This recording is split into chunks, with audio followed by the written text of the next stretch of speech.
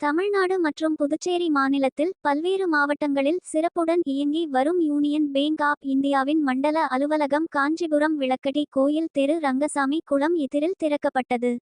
இந்த திறப்பு விழாவில் சிறப்பு விருந்தினராக வங்கியின் நிர்வாக இயக்குனர் எஸ். ராமசுப்பிரமணியன், மண்டல தலைவர் சத்யபான் பிகேரா, மண்டல துணைத் தலைவர் டி. அண்ணாதுரை, பிராந்திய தலைவர் ஜெயராஜு ஆகியோர் கலந்து கொண்டு ரிப்பன் வெட்டி குத்துவிளக்கு ஏற்றி வைத்து மண்டல அலுவலகத்தை திறந்து வைத்தனர். வங்கி நிர்வாக இயக்குனர் எஸ். ராமசுப்பிரமணியம் கூறுகையில், காஞ்சிபுரம் மண்டல அலுவலகம் திறப்பு விழா மிக சிறப்பாக நடைபெற்றது.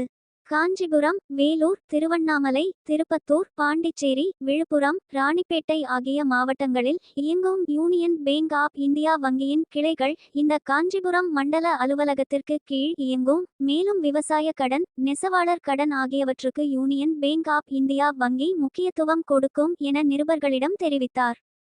இந்த திறப்பு விழாவில் V. Jose Gopi, ARS. Silks lion Raju, Shanmuga electricals J. Gunasekaran, வழக்கறிஞர் அரசு உள்ளிட்ட ஏராளமான காஞ்சிபுரம் நகர முக்கிய பிரமுகர்கள், வங்கியின் வாடிக்கையாளர்கள் பெருந்திரளாக கலந்து கொண்டனர்.